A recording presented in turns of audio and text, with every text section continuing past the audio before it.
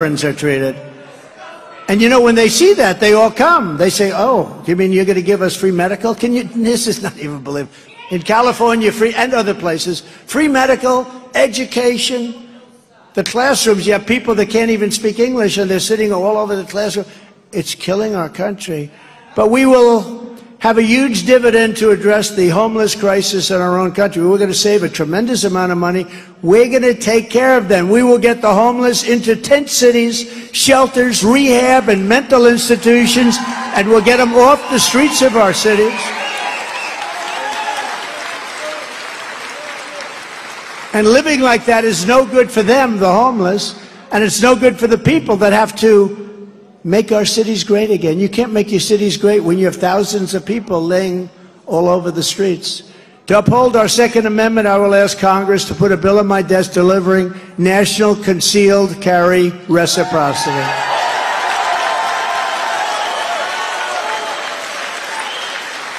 And I will immediately restore free speech in America. We've lost our free speech. And we've lost our press. We've lost our media. It's so sad what happens to them. They don't report. It's not even what they report. They don't report. They didn't report the Biden stuff. They knew about it. They had the 51 intelligence agents. You saw that? Where they said, yeah, it's Russian disinformation. We don't have to report it. These are corrupt people. This is this. And everybody knew that wasn't true. And we will take care of our amazing veterans. And we did it, you know, for 4 years. We had a 92% rating at the VA, at the vet. 92%. We did a great job. The highest rating by far that they've ever had. On day one, I will sign a new executive order to cut federal funding for any school pushing critical race theory, transgender insanity, and other inappropriate racial, sexual, or political content on our children. I will also support parents' rights. Can you believe I have to say that? Can you believe I'm saying I will support parents' rights? Can you imagine 15 years ago saying, I will support parents' rights? And people would look at you and say, this guy's crazy. Parents' rights, of course. Who wouldn't support that? There are people that don't want the parents to have any rights, including the direct election of school principals by the parents, so you can get people that you want.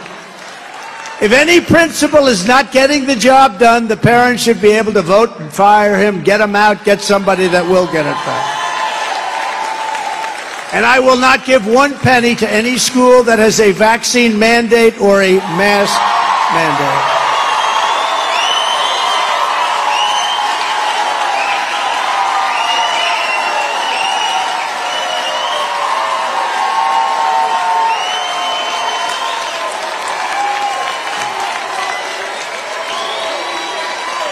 Crazy.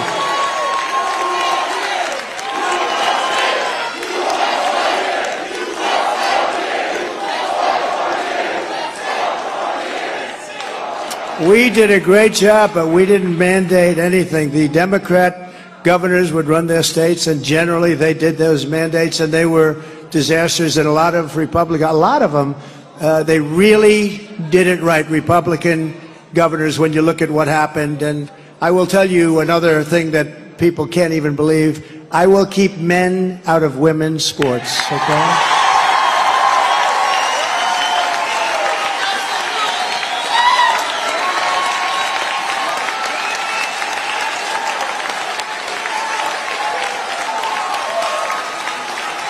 No, did you ever hear of anything like that? You saw the other day the weightlifter and this young woman, 19-year record. Well, I don't know what it is, 200 and some odd pounds. It's a lot. It's a lot for a man or for a woman to lift, but it's a lot. And this record stood, woman's record for years, 19 years or something. And she got over the barbell. They put like a little tiny ounce on one side, ounce on the other. This thing was, if you beat it by an ounce, you have the world record. And she got up there and, should I do it? I'm going to do it.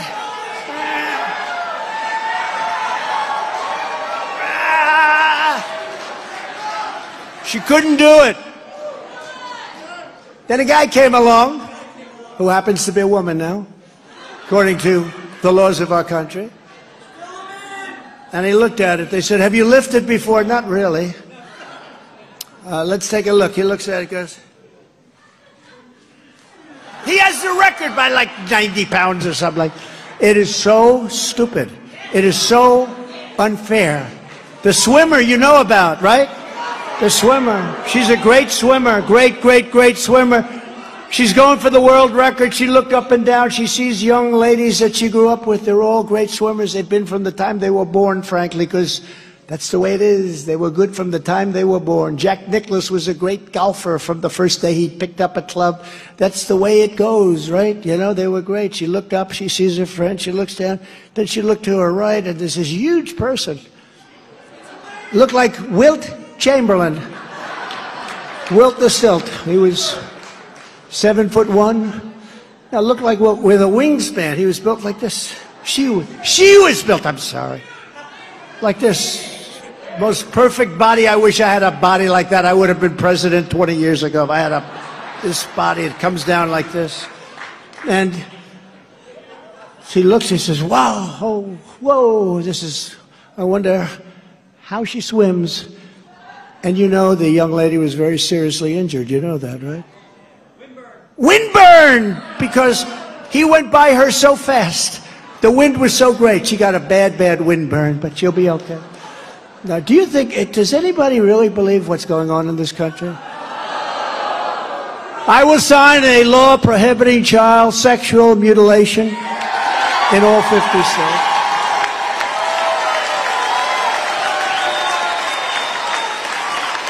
And this is what we must do to save our country from destruction. 2024 is the final battle.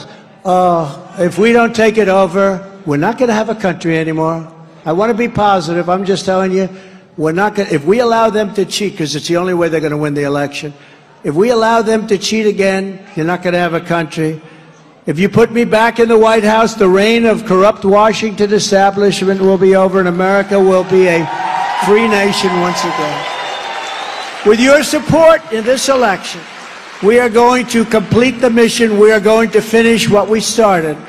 We did so much. We rebuilt our military so much, but we have things to finish. Stand with me, and together we will defeat the globalists, the Marxists, communists, and the rhinos, and we will also defeat the fake news media because they're in on the act. We will evict Joe Biden from the White House. And we will restore the American Republic as the strongest, freest, and most powerful nation the world has ever known. We're going to get ourselves back there, and we're going to get it fast. They know me very well. They're not looking forward to having this happen, but they'll live with it. Actually, we got along with them pretty well. There were certain assets also. You know, other countries need a strong America, not just us. Other countries need a strong America. The USA is a mess. Our economy is crashing. Inflation is out of control. Our banks are failing. Russia has joined with China. Saudi Arabia has joined with Iran. China, Russia, Iran, North Korea have formed together as a menacing and destructive coalition. Our currency is collapsing, and the dollar will soon no longer be the world standard. Can you believe this? And that will be our greatest defeat in over 200 years if we lose the dollar. There's a really good chance that we will. But it won't happen with me, not even a small chance. Just like Russia would never have invaded Ukraine, like China would not have even thought about raiding Taiwan. Wouldn't have happened. They understood. They understood. Can't do that. I used to say that if you took the 5 worst presidents in the history of the United States and added them up, they would not have done near the destruction to our country as Joe Biden and the Biden administration have done. But now I say if you took the 10 worst presidents, because I really believe that, if you took the 10 worst presidents and added them up, they would not have done to our nation what this man and what this administration has done. And by the way, they're going to, after this speech, they're going to be coming after me big time. We are a failing nation. We are a nation in decline, and that's what's happening. I hate to say it. It makes you sick to say it. And now these radical left lunatics want to interfere with our elections by using law enforcement. And we can't let that happen. With all of this being said, and with a very, very dark cloud hanging over our country, I have no doubt that we will together win the presidential election of 2024 and make America great again. We're going to do it.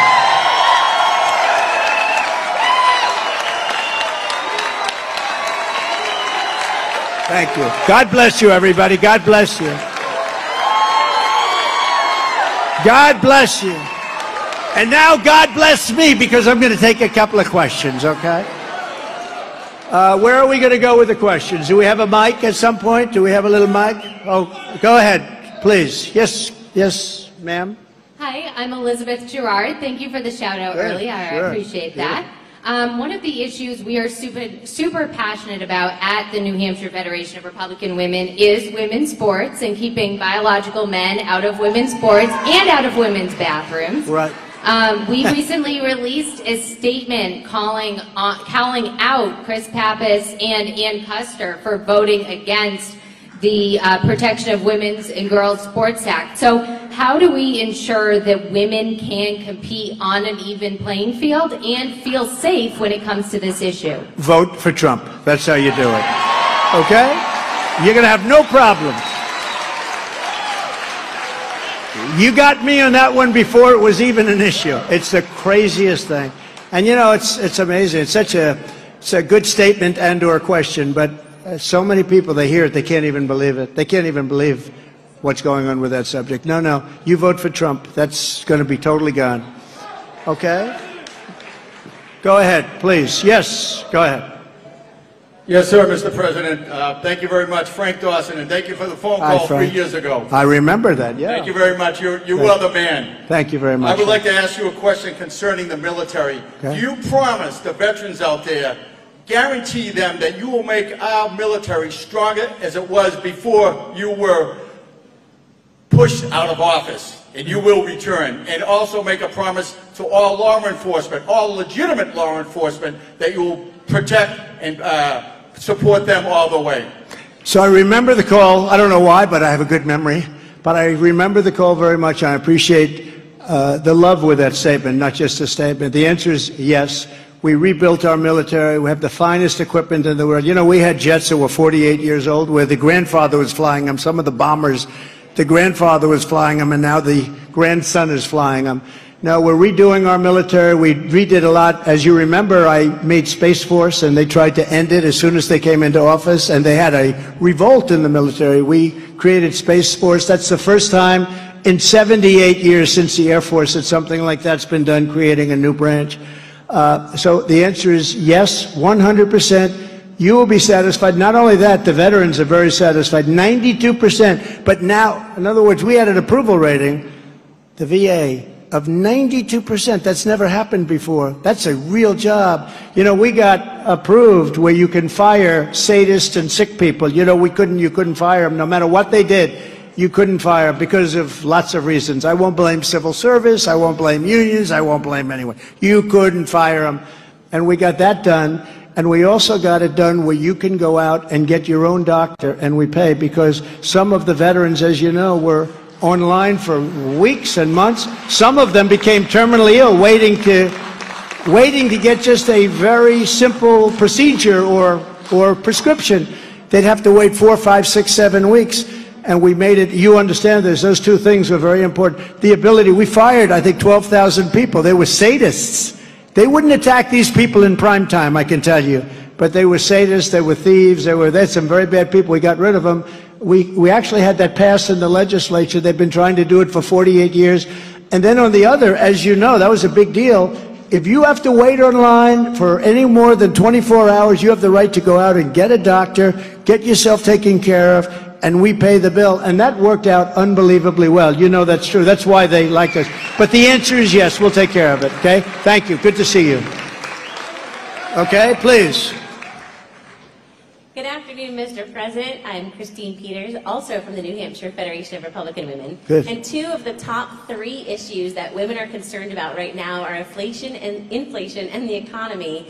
And how do things like the environmental social governance play into all of the economic issues that are facing women? Well, they do, and you know, you have these fanatics, the environmental fanatics. I'm an environmentalist. A lot of you are very, you want clean water, we want clean air. Nobody wants dirty air and water and other things. So, but you have to be reasonable. These people are crazy. They're putting windmills all over the place. They're going all over, windmills. The birds are, you want to see a bird cemetery? Go under a windmill sometime. And they're made in China, just so you know, and causing a lot of problems, very expensive. But I will say this, we will take care of this inflation by going and drilling. You know the sign, they have Con Edison in New York, utility. They used to have a sign, dig we must, drill we must. We must drill. And we did some job. We had it down to below $1.87 for a period of time, gasoline. And what a difference that made. When they came in, they closed everything down. They got rid of Anwar. Anwar, since Ronald Reagan, they've been trying. Ronald Reagan couldn't do it. Bush couldn't do it. Nobody could do it. I got it done. The biggest site probably in the world, drilling in Alaska, they ended it the first day of the Biden administration. I mean, you think about it. They ended it the first day of the Biden administration, a site that would have been almost the size of Saudi Arabia, maybe bigger, and they ended it. But we'll do it again. We can do it again. We'll get it done again. When you reduce the price of energy, everything else is going to come down. And when everything else comes down, what we'll be able to do is get the interest rates down, and we're going to get our country back. Because our country, the way it's going right now, is going into a depression. We're going into a depression, like a 1929 type depression, and we're not going to let that happen. But we're going to drill, we're going to get energy down, everything else. When they held it back, the energy became so oppressive, so expensive, that everything went up, and you had inflation at a level that you hadn't seen in 52 years, and it's still horrible. But we're going to bring energy down, way down. We're going to get the interest rates down. We're going to get back to a great life. We're going to strengthen up our military, and we're going to be able to deal with China and Russia and everybody, and they're not going to play with us. They're not going to play with us. Thank you. Okay? Go ahead.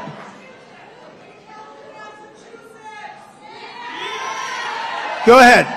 Yes. Go ahead. Is it on? Okay. God bless you, President Thank you Trump. very much. God bless you. My name's Christine. I'm from Atkinson, New Hampshire, and engaging with young voters is crucial. Here in New Hampshire, we have American First warriors like Caroline Leavitt. How do you plan to engage with Gen Z voters? Well, I think we're doing that, and I'll tell you what, you would be shocked, like Charlie Kirk and others, the job that they do with their youth. It's a youth movement. It really is. That's another movement. You would be shocked to see how popular we are on college campuses. Much different than what you read, much different than what you hear. But, you know, one of the things about having this horrible thing take place where 4 years of, we've lived in 4 years of hell in this country in many ways, in many, many ways, more ways than you even know. But one of the things is they have shown how bad they are. And we'll be able to do things now to get it straightened out. We have to make our cities safe again. We have to clean up our areas. We have to get things going in this country again.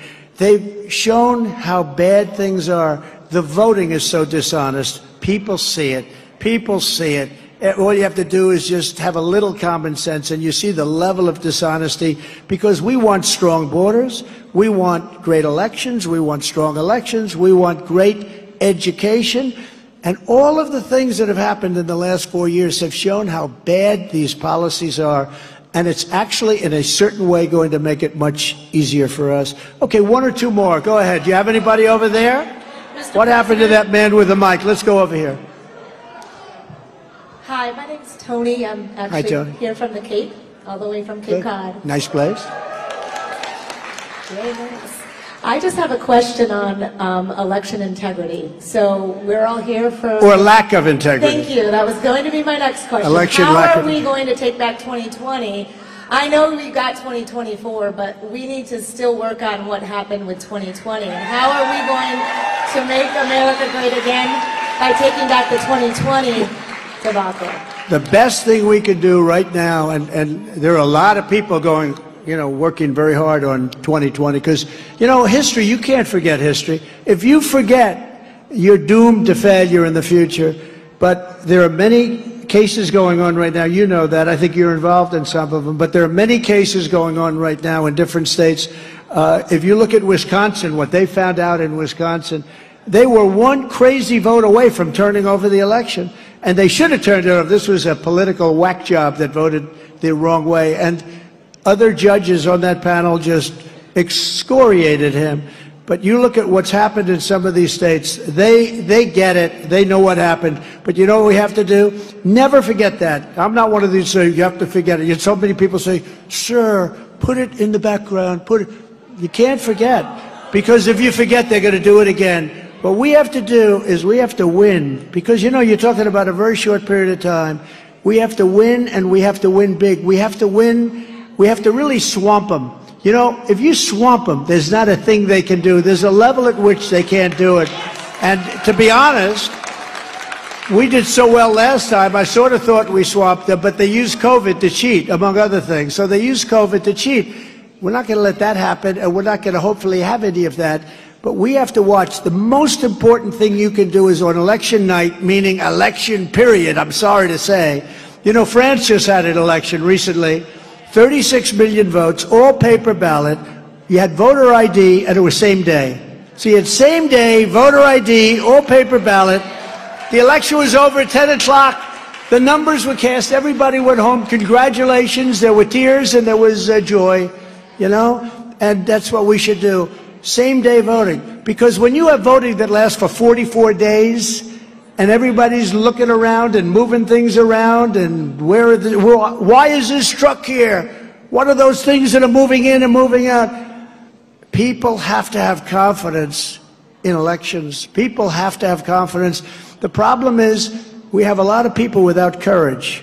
That includes judges. We have judges that looked and they said, oh boy, I'm not turning this over.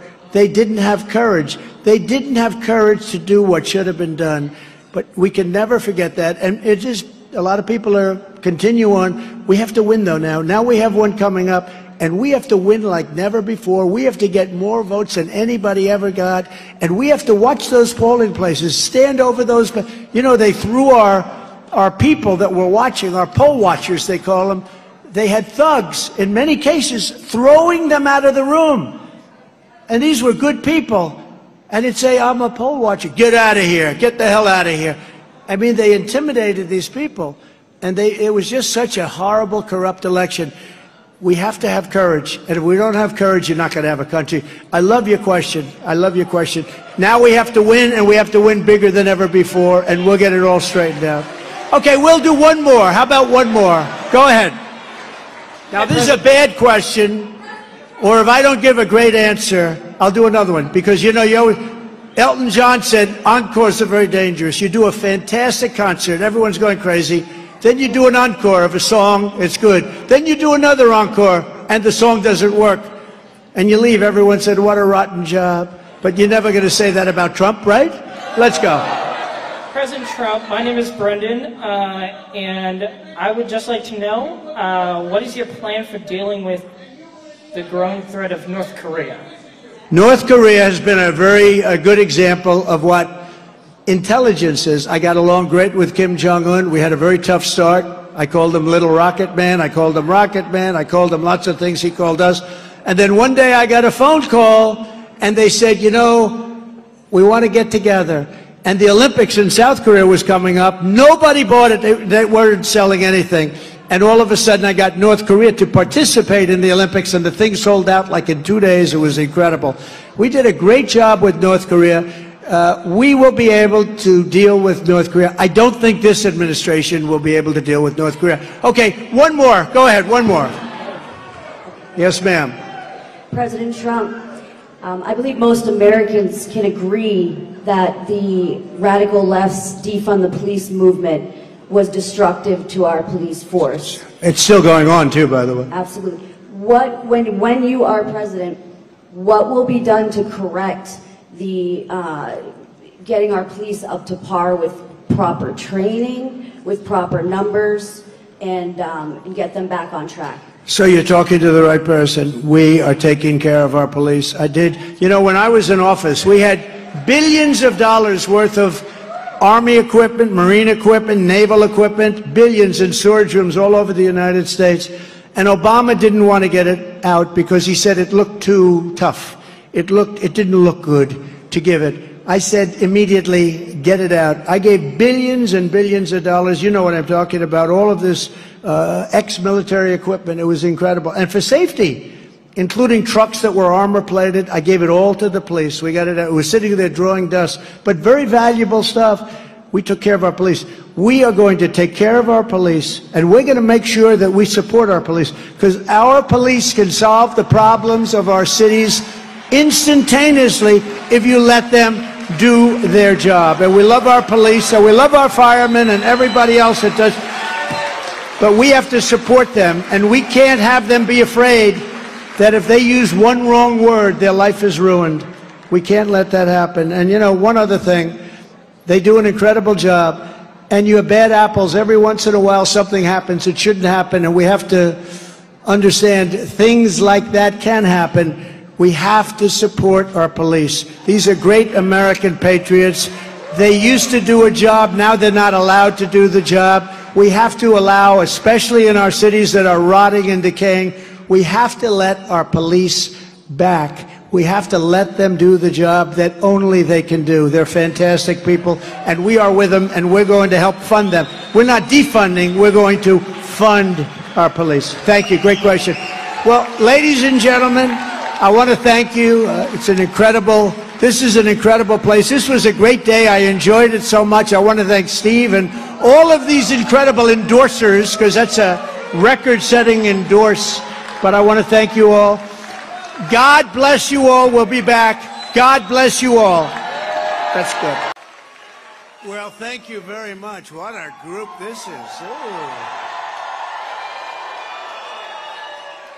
And we want to thank the fire marshals, because they had a lot of work to do to get this crowd. We got a lot of people outside, thousands, and this is really great. We're very, very honored to be here in Manchester, a place that I've gotten to know very well on the political trail and love, and in particular to be in the great state of New Hampshire.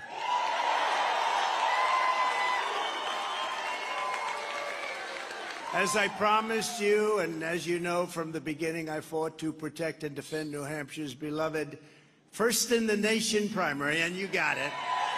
You got it. And next year, we're going to make history together when we win New Hampshire primary for the third straight time. We've had a lot of success here. Today, I'm deeply honored to receive the endorsements of more than 50 New Hampshire state legislators, many of whom are on stage with us and some of whom are in the audience because I think structurally maybe the stage couldn't take it. But I just want to introduce them, if I could, quickly. They're great people. They went out there right from the beginning. Most of them have been with us right from the beginning, and we love them, and they're just special people. Representatives Kimberly Iber, Louis Andrus, Glenn Bailey, Harry Bean, Jacob Brouillard, Claudine Burnham, hello Claudine, Tim Cahill, Jose Cambrils, Brian Cole, Deborah DeSimone, Ron Dunn, Tracy Emmerich, thank you, Tracy, Keith Erf, Larry Gagne, Ted Gorski, Gerald Griffin, Tina Harley, Juliet Harvey Bolia, Gregory Hill. Thank you, Gregory. Thomas Kuczynski. Diane Kelly. Stephen Kennedy. Abul Khan. John Levitt.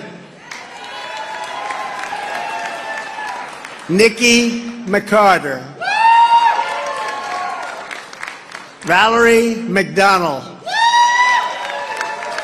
Charles Melvin. Dane Nagel. Thank you, Dane. Christine Perez. Joseph Petre. Tom Klausage. John Puderstick. Kevin Pratt. Arlene Quartiello. Andrew Renzolo. Jennifer Rhodes. Terry Roy. John Sellers. Thank you, John. Vanessa Sheehan.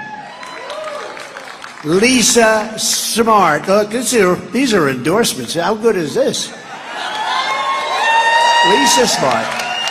Thank you. These are endorsements. James Spillane. Jonathan Stone. James Summers. Jeffrey Tenzar. Paul Terry.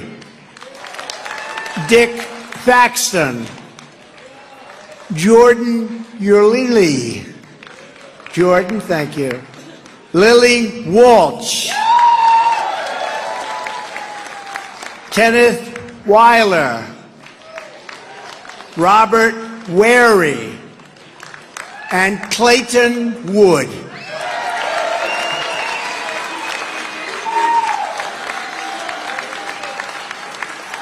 And somebody said, do you think I should introduce them? It's 51. Should I do? I said, you know what? They were out there at the front. Many of them were here from the beginning. I said, I'll take the time. You know, I'm not sure if television's too thrilled. Look at all these people. I don't know if television's thrilled, but we're thrilled, right? We're thrilled. I also want to introduce Bruce Breton and Lou Gargiolo, who have been with us for a long time, right from the beginning. Thank you both. Right from the beginning. Thank you, Lou. Thank you. And I want to thank President of the New Hampshire Federation of College Republicans, Harrison Spalthorf. Harrison, wherever you may be. Thank you, Harrison. New Hampshire Federation of Republican Women President, Elizabeth Girard. Thank you, Elizabeth. Thank you. The founder of the 603 Alliance, Fran Windolbo. And also my New Hampshire senior advisor, who's been with me for a long time, Steve Stepanek. Thank you very much, Steve. Stand up. Great job. Great job from day one. My state director, Trevor Nuglieli. Trevor, thank you very much. As well as somebody who really did a great job, ran for office, did very well, Caroline Levitt. Thank you. Thank you. Did a great job. And a very good friend of mine is here today, and he lives here, and he loves this state very much, and he was the first person that was with me. He said, you'll do it. It was a long time ago, in 2015, maybe before that. But he's been a friend of mine for a long time, loves this state, and he's a political pro. Corey Lewandowski, where is he? Where is he? He's such a good guy. Thank you, Corey.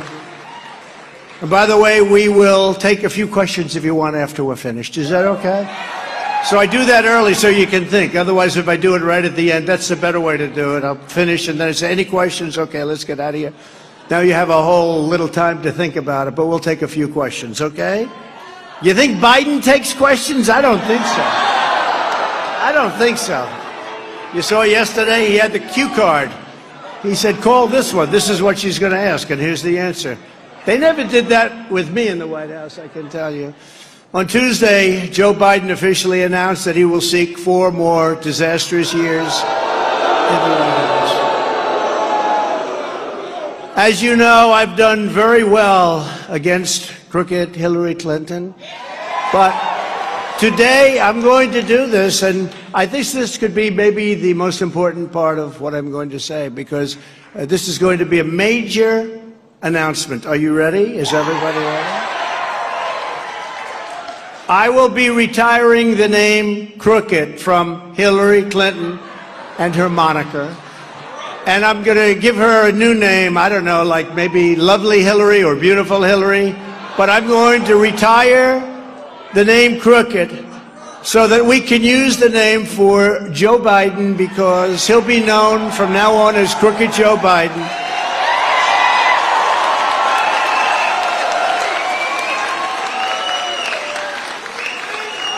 You would think that Hillary would be very happy today.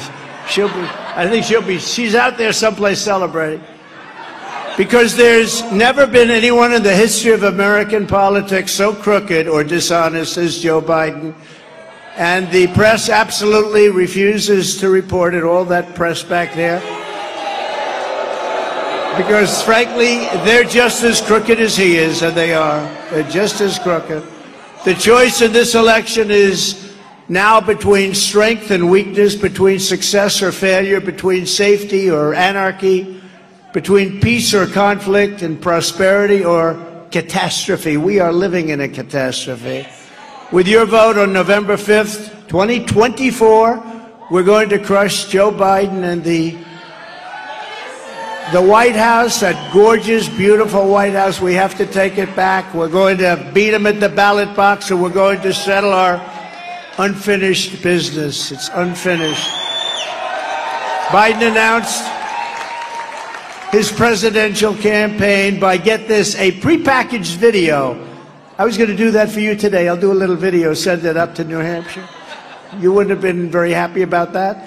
But when you're running for president, you think at least one time you'd get up and say, I'm running for president. Where am I going? Where the hell am I going? I want to get out. Oh. No, over there, over there.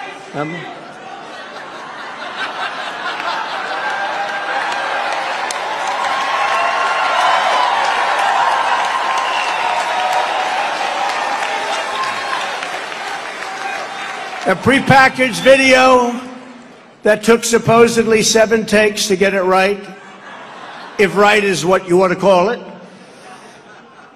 In it, he says he's running because Trump and MAGA pose a threat to democracy. Can you believe it? I'm going to explain. MAGA is Make America Great Again, right? No threat there.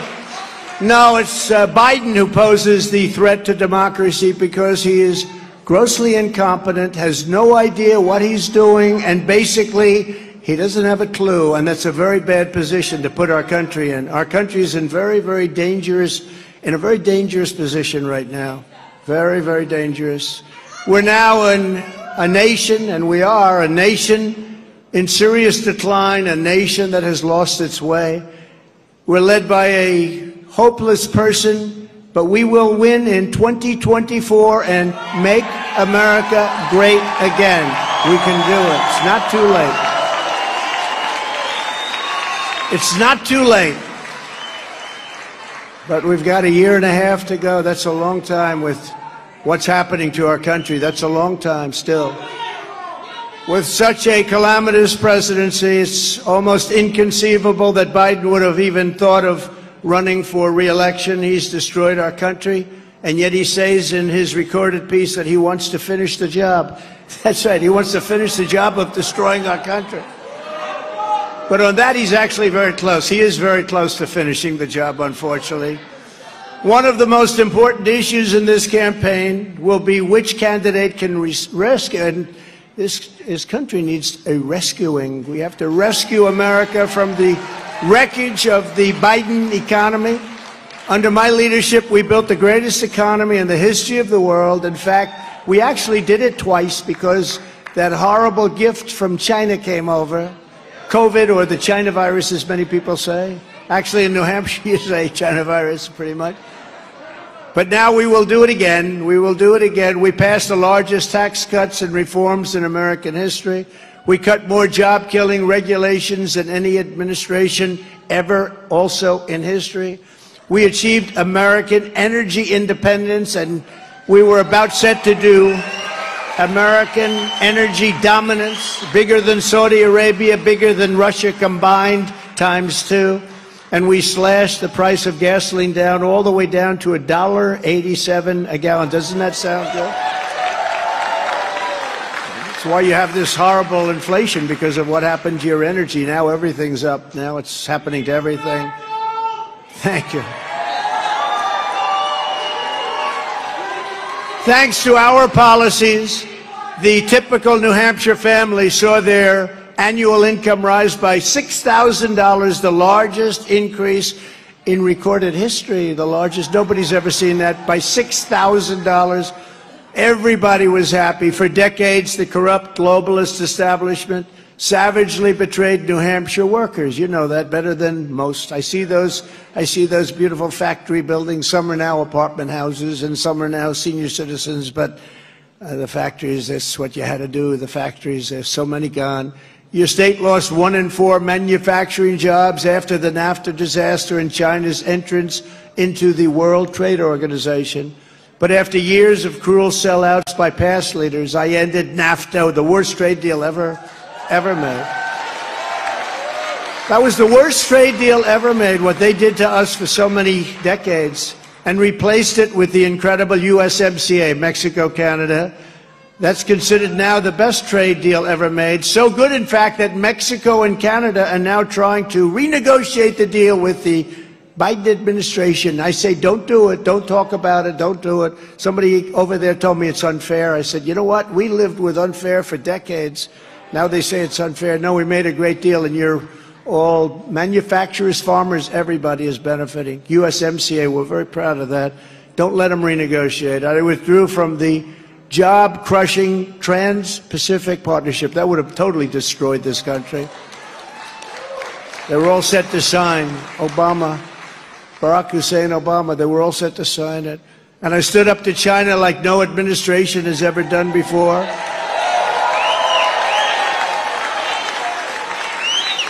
Bringing in hundreds and hundreds of billions of dollars, pouring into our treasury from China when no other president had gotten even 10 cents. Not one president got, and I literally mean not 10 cents.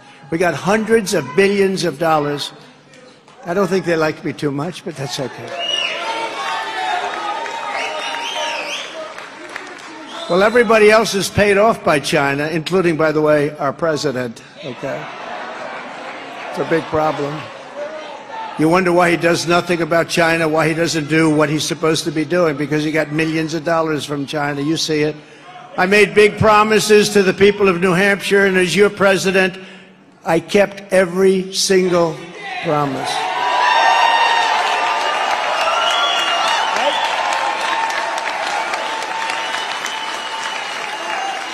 When China unfairly targeted our lobstermen, I gave them hundreds of millions of dollars in relief straight from the money we were taking in from China. We took a little bit out, like a little bit's hundreds of millions of dollars, by the way, but that's a lot to a lobsterman. And we brought it back. I made a deal with the European Union to completely eliminate tariffs on American lobster. You know that. They were charging us big tariffs so that we couldn't sell to them. The first EU tariff reduction on any product in over 20 years. Nobody ever asked the EU, or if they did, they didn't get it, because they're very difficult people to deal with. I want to tell you that. They don't care about us, they care about them. And maybe that's the way it's supposed to be, right? I also opened up 5,000 square miles of ocean that Barack Obama closed to New England fishermen. You know about that.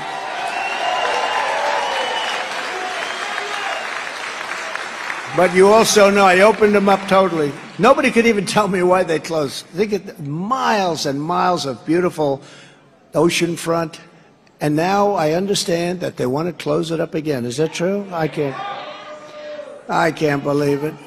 I can't believe it. Yeah, let Canada do all. You know, Canada's the one that wanted it closed because they want to do the business.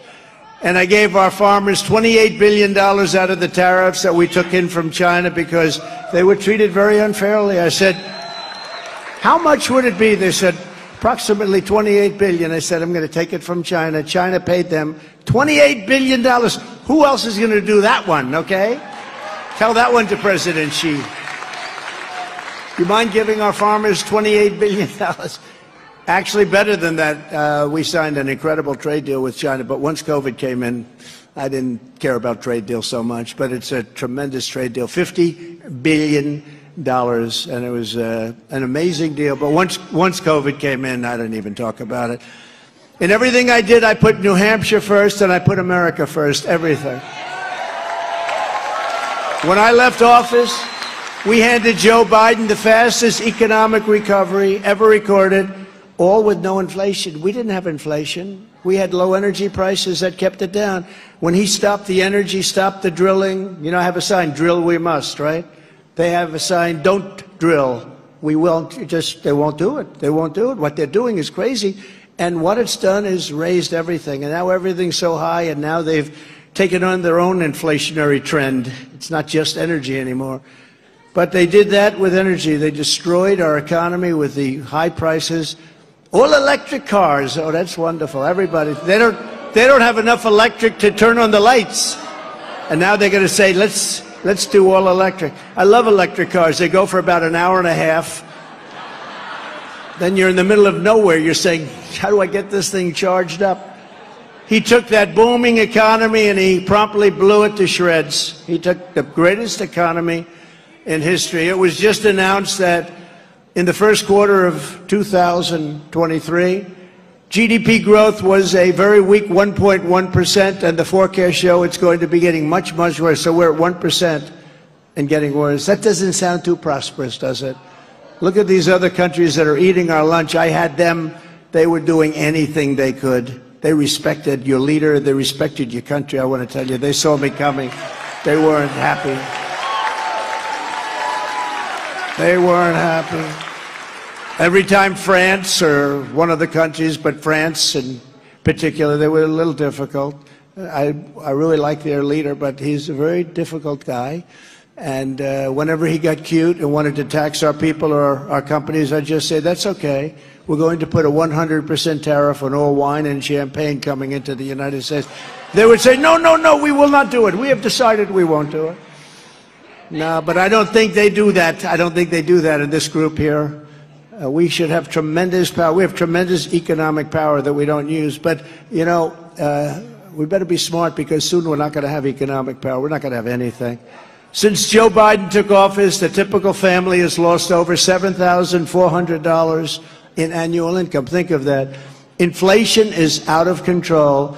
Banks are collapsing. Banks are going bad. That's a bad sign. You remember 1929, it started with the banks. Real wages are down 24 months in a row, the longest losing streak ever in our country. Think of that. Real wages. That's what it's all about, is real wages. The trade deficit has surged to a record $1 trillion.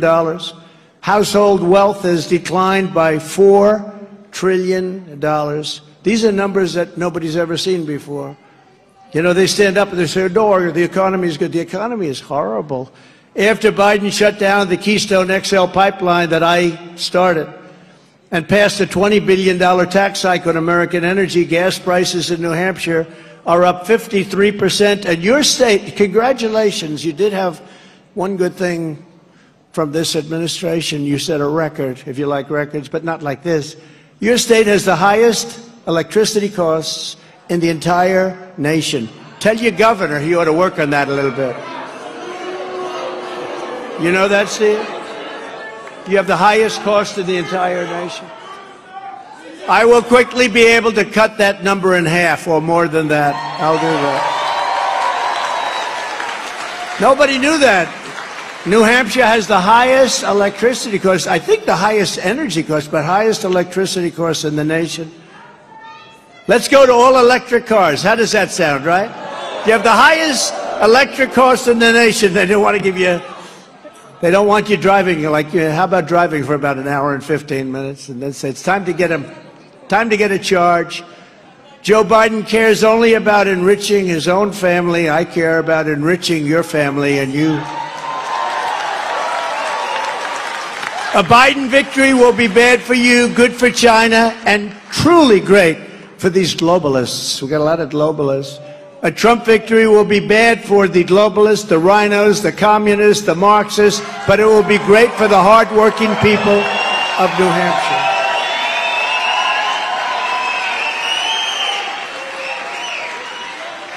Within hours of my inauguration, I will begin the process of terminating every Biden policy that is brutalizing New Hampshire and all U.S. workers. I will restore my famously successful executive order requiring that for every one new regulation, 2 old regulations must be eliminated. That was so successful. You remember that, when I did that? And I was actually getting 12, 13, 14 cut down. It was amazing, actually. But they put many of them back. But they haven't been able to up your taxes yet because we have a very strong bill. We went through everything to make sure that nobody could tamper with it. But they're trying to raise your taxes very greatly. Instead of growing the size and scope of the federal government every year, we will shrink it every year with aggressive cost reduction targets for each federal department. But we'll take care of our military. We have to. We have no choice. A lot of bad actors out there looking to do harm. We will take care of our military. You know, I rebuilt our entire military. They gave $85 billion of it to Afghanistan, but in probably the most embarrassing moment in the history of our country, $85 billion worth of brand new military equipment. I will create a true national trade policy like the kind that made New Hampshire a manufacturing and industrial powerhouse in the old days. Remember the old days? You see those buildings all over and you say, wow. I did a great job in renegotiating trade deals with other countries. They were the worst, the most horrible deals I've ever seen. I'd often wonder to myself, who the hell negotiated these deals? They were so bad. You'd say they were either like very, very stupid people or they hated our country. Could only be one of two. I think both. Yeah, they probably. I think maybe both. No, the worst deals I've ever seen with Japan and with South Korea, Mexico, Canada, China, all of these countries, it was just amazing how bad they were. You know, like South Korea, we take care of their economy, we take care of everything, we take care of the military. They're right next door to Kim Jong-un. He and I have a very good relationship. People would say, it's not good to have a good relationship. Yeah, it's very good to have a good relationship, it really is. But he's not so happy with Biden. He says bad things about Biden. But what I really wanted to do, the Trump Reciprocal Trade Act, you know what that is? That will go along with the Trump tax cuts, which they haven't been able to terminate because we've drawn them so powerfully under the Reciprocal Trade Act. This is, think of this, every country, do we have any children here? No. Couple. Close, that's such a good-looking guy. Put your hands over your ears. Every country, he'll hear it soon enough. Every country is screwing us, right? So they've all charged us taxes and trade barriers. India, China, everyone. Europe, by the way, all over Europe.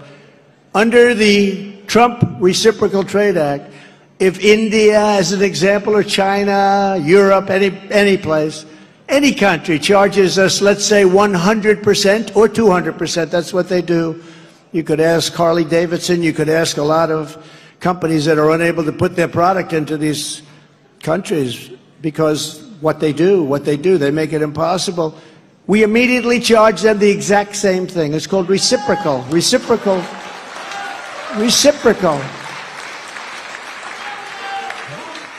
So if India charges our companies 100, we charge their companies 100. It's very simple. And yet we have people in Congress that say, no, I don't think that's good. Anybody that says that's no good, very interesting. Lindsey Graham, the progressive from South Carolina. No, he's a progressive. But he's got some good things too, okay? But Lindsey Graham, I said to him, Lindsey, you got to go along with this. We were all set to get it done. You got to go along with this. He said, so let me get this straight. If they charge us, we charge them the same thing. He said it's not his strength. Other things are his strength. He said, so they charge us, we charge them, same thing, right? Yeah, you got my vote. That's so easy. But, you know, you have guys in there that I guess campaign contributions are much worse than that. Maybe campaign contributions that aren't recorded. But can you imagine? But we were close to getting that done, and then the election was rigged. But we would have had that done, and done very, very quickly. One of two things will happen. They will get rid of the tariffs on us. They'll most likely get rid of them if you start doing this, because we have countries that it's so imbalanced, so unfair. The deficits are massive. As an example, with China, $600 billion we lose every year. I got it down, way down, and then we had little surprise on an election, and they're way up now. They're doing better than they've ever done. But they'll leave them. The United States will make a fortune on this. The United States will make an absolute fortune, get rid of your deficits, and other countries won't go around saying we're stupid people, because that's what they say right now. We're stupid people to allow this to happen, where they charge us and we don't charge them. Cars, as an example. In China, you make a car in America, send it to China, you have to pay a fortune to get it in. You have like 9 different tax structures. They can make cars and send them into us. We did put some taxes on, though, I will tell you that. I was ready to get all of this passed, and we had great support when we got hit with the election, and we got hit with the COVID, and we got hit with everything you could get hit with, and then we rebuilt it, and we had the stock market actually higher than it was just prior to COVID, when you think of it. Pretty amazing. Regeneron, so many different things we did. We did a great job. We never got credit for that one. They give Biden credit. He doesn't know he's alive. I mean, jeez. Under the Trump Reciprocal Trade Act, companies, factories, and jobs will come roaring back into our country, and massive deficits that we've been paying for decades and decades, it's going to disappear. The deficits will disappear almost overnight. I will also revoke China's most favored nation trade status. Do you believe it? They were given a most favored nation because they say they're a growing nation. Well, we're a growing nation also, okay? If they're a growing nation, then we're a growing nation. I will gain total independence from China economically. I'll hold the Chinese Communist Party accountable for unleashing the China virus upon the world. And nobody can pay the cost of what that costs. The lives, number one, the lives all over, the millions and millions of lives. But you're talking about $50 to $60 trillion. China doesn't have it. Nobody has that. But something will happen. There's going to be something happening. Just like I got $28 billion for the farmers, something's going to happen, because what took place there is disgraceful. And it did come from the Wuhan labs, as I said, from day one. Biden is proposing a $4.7 trillion tax hike. Congratulations. I, on the other hand, will deliver tax cuts, energy price cuts, and interest rates cuts, the likes of which you have never seen before. Your interest rates are so high, your housing values are going down, and the economy is doing terribly. Unlike Ron DeSantis, the Bushes, the Ryans, the Roves, Karl Rove, he's another beauty, the Rhinos, and the Democrats, I will always protect Social Security and Medicare for our great seniors.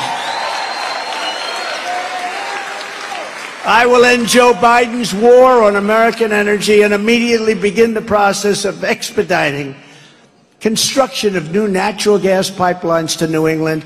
Again, you pay the highest prices in the country. You know, for a long time, the Democrats in New York would not allow a pipeline to go through from where they were coming through New York State, where they could really use the jobs, really use the jobs, into New England. You know where you get a lot of your energy from? Is Russia. They have Russian ships out there. For years, they've had Russian ships. And if they did a pipeline going through a place in New York State that needs it so badly, they need the jobs, This would be a positive. And you don't see it. It's underground, and the environmentalists and the governors. And once you get that done, I'll tell you, and I will do it. We'll do whatever you have to do. I'll get it done. It's a simple pipeline. New York has fought it off for years. It's not going to happen. Not going to happen. Your prices will drop in half and much more than that. You're paying so much higher than anybody else. That's the reason. But we love New York other than that, right? Okay, other than that. But no, they have to do that. They have to do that. We're all part of a team. And if you want to buy a car powered by an internal combustion engine or a hybrid, or if you want to buy an electric car, some people like an electric car, like what, 4% of the people? You'll be able to do it long into the future. We're going to put it all back. And if you want to have a gas stove, you're going to be able to have a gas stove too.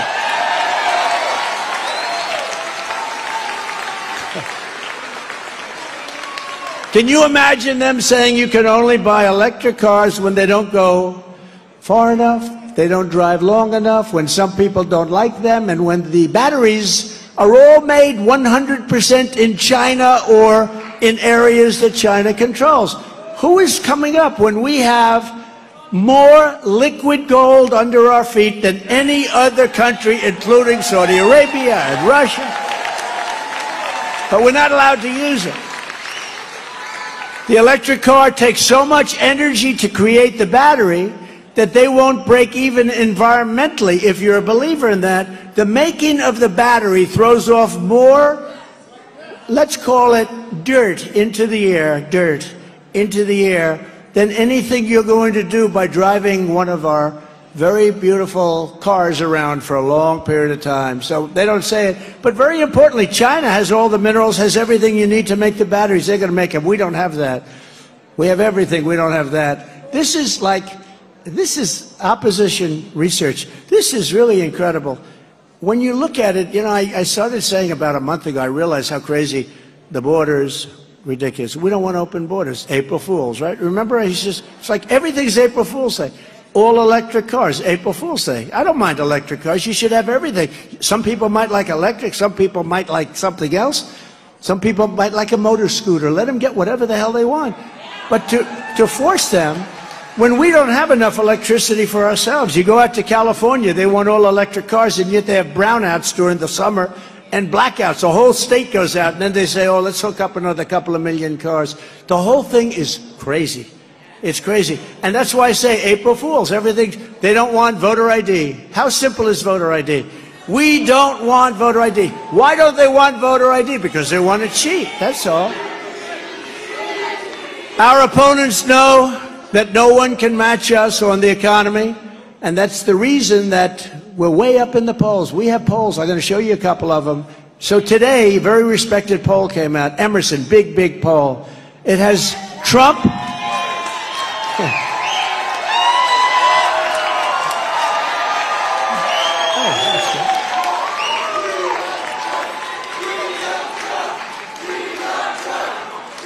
Thank you.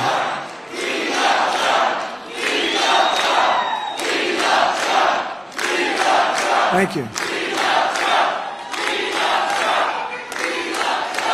Thank you very much. And I love you too. That's why I'm doing this. I had a nice life.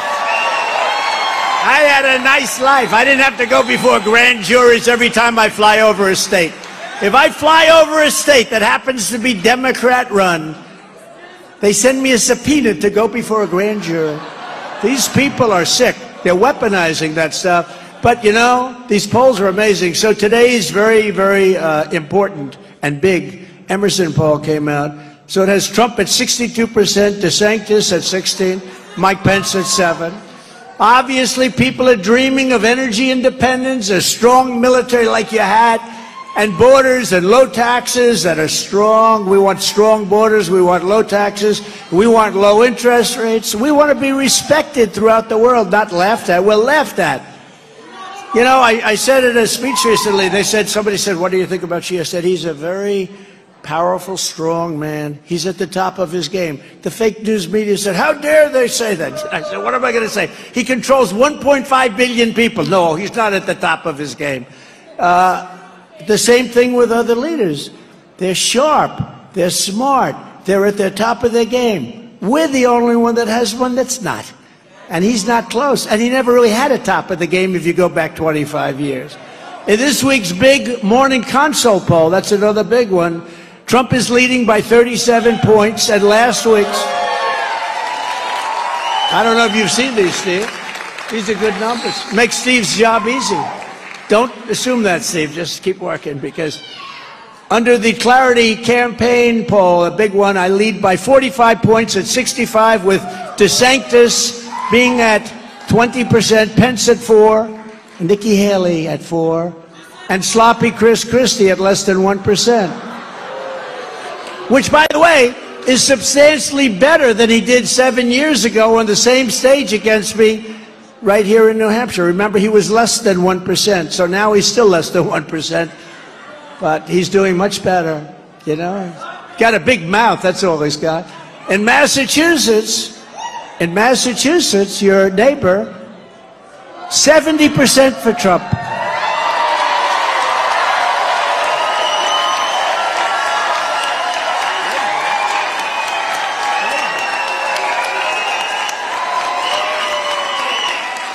And in the Florida Voice poll, this is Florida we're talking about, 80% for Trump, 80. In a great place, South Carolina, we have a 22-point lead. In the victory poll of Iowa, it's Trump 54, DeSantis at 24. And in the new JL poll of New Hampshire, we're 33 points. Think of that one. 33 points up. I just saw that. That's pretty good. You're doing a good job, Steve. You're doing a good job. We're at 51% with all these people running, all these people. 51, we're up 33 points, but we will not play prevent defense. You ever see the NFL? They hold a team scoreless for almost 4 quarters. They just have to do it one more time, one more series, and they say, we're going to go prevent. Touchdown, touchdown, touchdown. We don't play prevent defense. It prevents you from winning. Prevent defense prevents you from winning. That's the worst defense. I don't like it. When I see if you're with a team and they go prevent, say, bet on the opponent. And then they want to do something on the debates. Think of this. They want to debate. They want to have, I have people at 1/2 of 1%, 1/4 of 1%, 1%, 3%, 2%, 4%, 7%. And DeSantis is very low and crashing. He's crashing and burning. Don't forget, when he came to me, he was at 3%. So he failed in his campaign. Then I endorsed him, which I could have done without, but I endorsed him and he went up a lot. But he went up and he won. But when he campaigned for a long time, he failed. And now he's failing again, because now he's getting a chance to campaign without Trump, to put it mildly. To put it mildly. But so these debates, you know, Nixon and Reagan and Bush #1, others. No, they didn't debate in the primaries. They didn't debate. I mean, seriously, you look at the boards and you see these things, 1%, 1%, 2%, 1%, 3%, and you're looking at these numbers, and we're at 60 and 70%. Why would you do that?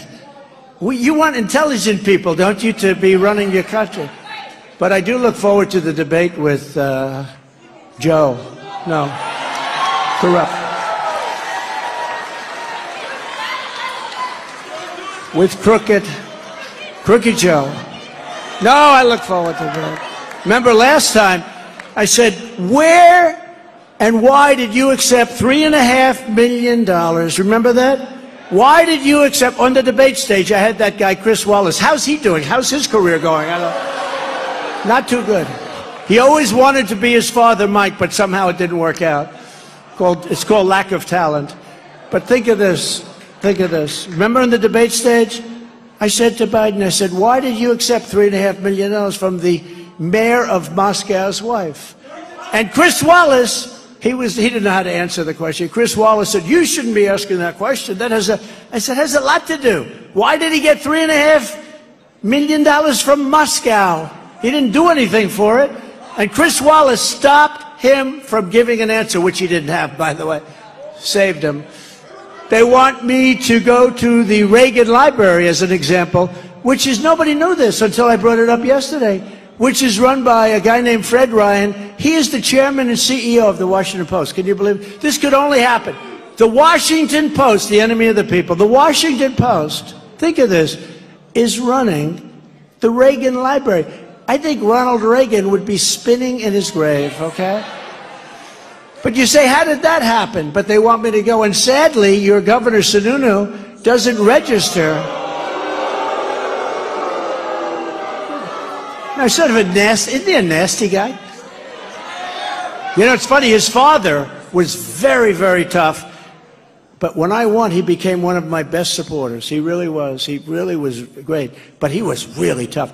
This guy doesn't have the same qualities. But you know what? You think of it. He could have run. He could have had a Senate seat. Would have helped so much. You know, he's playing games. But Sununu, if you take a look at what he's done, it's crazy. We're leading him, I guess, 58% to 7 in your state. You saw the poll. 58 to 7. And now if he ran for the Senate, he probably couldn't win even, you know, if you put him back in that same position. But he could have really made an impact. He could have run for the Senate, would have probably easily won because of the family name, would have won. And that would have been a tremendous thing. Instead, he wants to play games with running for president where he's registered at less than 1%. I don't think he's going to make it. If he made it, it would be the biggest upset in the history of politics. Any country. We'll include every single country all over the world. And he should stop being a nasty guy and telling people that I won't win in the general election, which I will. Remember? Speaking of which, we're leading Biden by 7 points in Rasmussen poll. We're leading him by 7 points in the Harvard poll, Harvard-Harris, and by 11 points in another poll. And by the way, the same people that said the same thing in 2016, well, maybe he'll win here, but he's not going to win in the general election. They love that. That's the only narrative they have left. But we're winning against everybody, and we're doing just as well in the general election. But it was the same people. I went in and I said, boy, I get killed in this. They say, he's not going to win in the election. And then I won. And then I won a second time by far more votes, but it was a rigged election. So, you know, what are you going to do? And that's the thing I asked Steve and all the people up here, because these are incredible people. I don't even care if you help me campaign. You don't have to help me. What I want you to do is help me on election evening, which is no longer election evening. It's election period. Because these people have like a month and 2 months to look around and play around with the votes. How people let this happen. We got to go to all paper ballots, voter ID, same day voting, 1 day.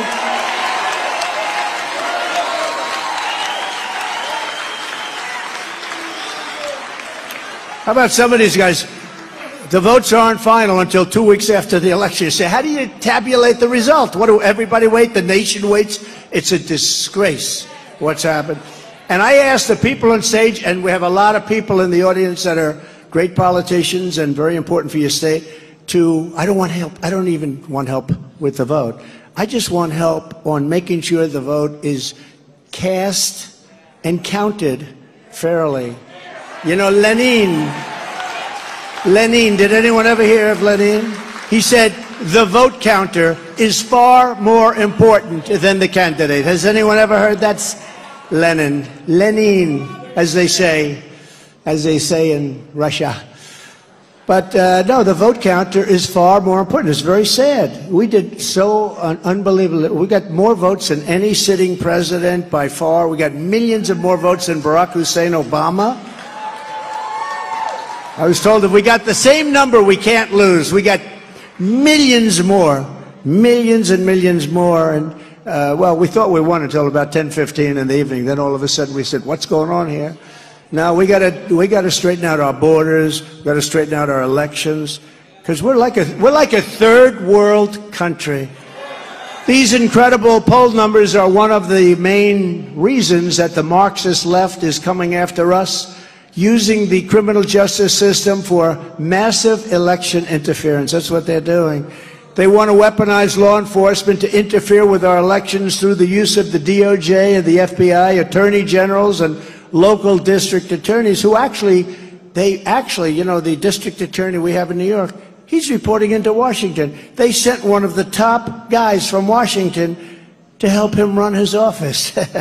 That's beautiful. Isn't it a wonderful life? But in the end, they're not coming after me. They're coming after you, and I'm just standing in their way. I'm just standing. I will always stand in their way.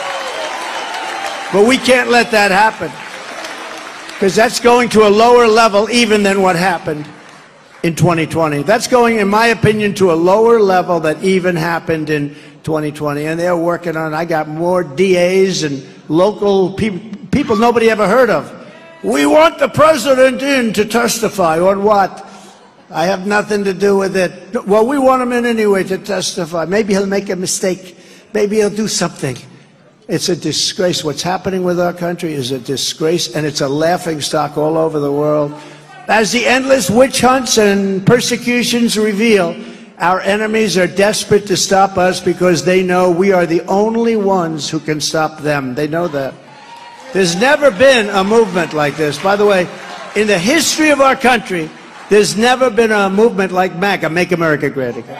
There's never been a movement. We've never had a movement.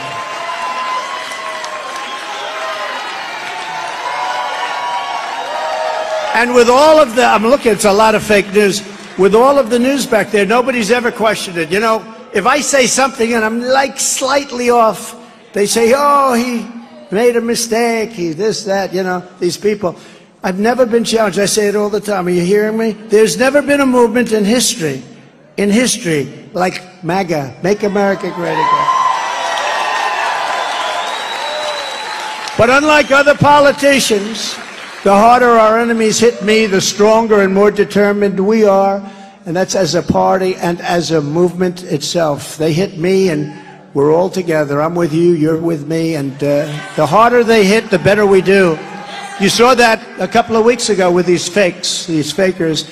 In recent months, I've been laying out a bold, forward-looking vision for what we will do when we become the 47th President of the United States.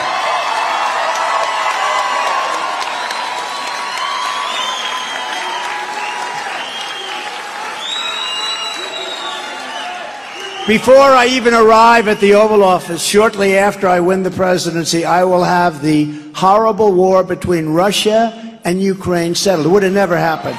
That war would have. I spoke to Putin about it. There was no chance that he would have gone in with me as president, and there was no chance that President Xi of China would have gone into Taiwan. I was the only president in decades who didn't start a war. You know that. Everyone said, oh, he's going to start a war because they said I had that personality to start a war. They remember that? Oh, we can't vote for him. He's going to start a war. No, I used my personality that we didn't have to have wars. And I got out of wars, including knocking the hell out of ISIS. Took over 100% of the ISIS caliphate. 100%. I took over 99% of the ISIS caliphate. I said, all right, we're going home. Let's get our great soldiers. We're bringing them home. And the media started saying, well, why not 100? I said, you know what? We better finish it off because they'll say I left early and we knocked the hell out of them. That was the end of that. We took over 100%. We came home. But now I understand they're rebuilding again because they have no respect for our country. Standing before you today, I am the only candidate who can make this promise. I will prevent World War III. I promise. It's not going to be a World War III.